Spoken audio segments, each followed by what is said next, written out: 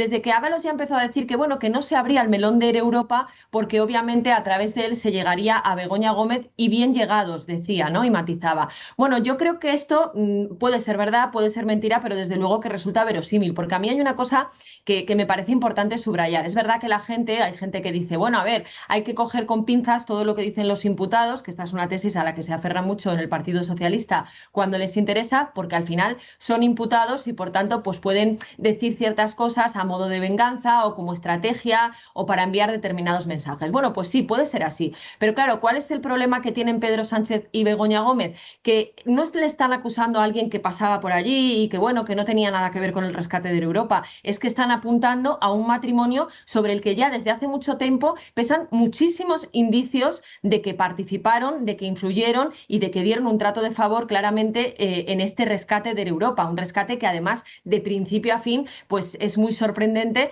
solamente ya pensando en las cifras, ¿no? Y esto es algo que hemos publicado en Libertad Digital y en lo que hemos hecho mucho énfasis. Se empezó hablando de 400 millones y por el camino fueron ampliando y ampliando hasta llegar a 475 millones de euros. Por eso digo que, bueno, podemos creernos a Koldo, podemos creernos a Ábalos o no podemos creernos, pero lo único que hacen es apuntalar, insisto, una gran cantidad de indicios que ya estaban sobre la mesa.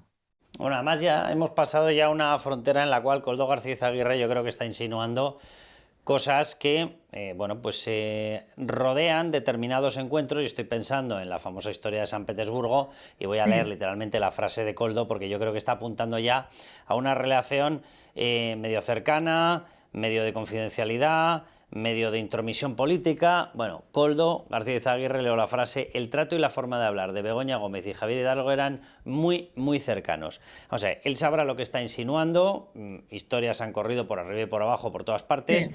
Lo cierto es que efectivamente había mucha cercanía, había mucha confianza, pero claro, la Fiscalía Anticorrupción lo que les está diciendo es: me parece muy bien, pero quiero todo esto en soporte probatorio. De todas formas, hay una cosa que es verdad, y a mí esto sí que me llama la atención. Vamos a ver, por declaraciones de determinados testigos que está acreditada su posible presencia o participación en actos totalmente decisorios, como podían ser las reuniones del Consejo de Ministros del Rescate, las reuniones del 16 de julio que ocurrieron, donde estaba Ábalos, los mensajes intercambiados. Cuidado, porque también se puede abrir una investigación o determinar que la denuncia que estaba ya presentada por el tema de Begoña Gómez y Javier Hidalgo o Air Europa ante el juez Peinado, que se abra definitivamente en base a testimonios. Claro, se puede, si se quiere abrir, se puede, y algunos pues defendemos que se debería, ¿no? Es verdad que el juez Peinado lo ha intentado en varias ocasiones y que siempre se lo han frenado. Claro, yo el otro día cuando leía esas palabras de José Luis Ábalos decía, bueno, pues no sé si será verdad o no, pero desde luego que resulta verosímil el que no se abra este tema porque entonces llegamos a Begoña Gómez, ¿no? Pero sobre todo, hablabas de pruebas, de soportes, demás.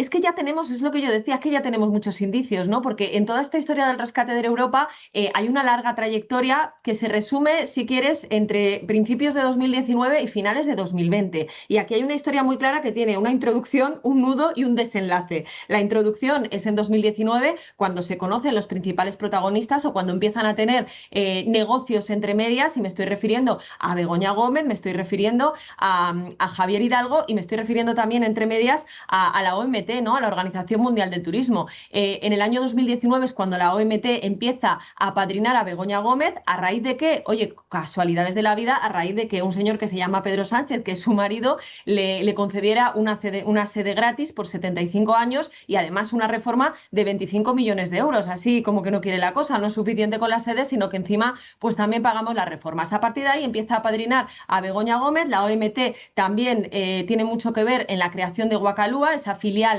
de Europa para el turismo, que a su vez empieza a financiar el Africa Center de Begoña. Empiezan a hacer todos negocios juntos, llega a finales de ese mismo año la reunión de San Petersburgo, una reunión en la que coinciden todos, y yo recuerdo que al Dama, fíjate, le preguntaron por aquella conversación que mantuvieron Hidalgo y Begoña en el rooftop de San Petersburgo, y él decía, le preguntaban, ¿hablaron allí de Europa, del rescate de Europa? Y decía, allí no, dando a entender que podía haber sido en otro sitio. Bueno, pues la realidad es que esto es finales de 2019, la pandemia pandemia llega en marzo de 2020 y a partir de ahí, ¿qué fue lo que pasó? Pues lo siguiente, y ya nos vamos al nudo, es en el verano de 2020, esas 3 reuniones que coinciden el 16 de julio, que como siempre decimos, es verdad que en el Partido Socialista todos son casualidades, pero claro, lo que alguien tendrá que explicarnos es por qué ese día, el 16 de julio, y aquí hago hincapié con el tema de los indicios, se reúnen por un lado Begoña Gómez y Javier Hidalgo para hablar de otras cosas, según nos dicen, de otros negocios que tienen entre manos,